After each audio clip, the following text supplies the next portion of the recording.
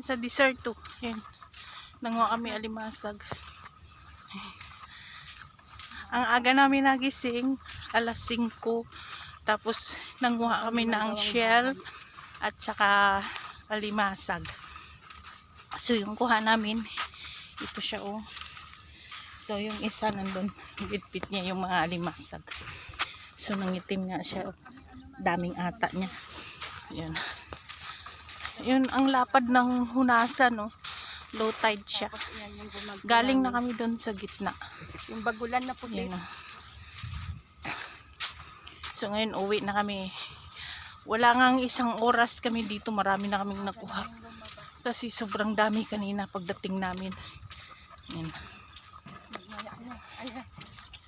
Ang ganda nilang tignan yung dami. Tapos mayroon naman susunod sa amin pero tira-tira na lang yun. Si Dambo eh.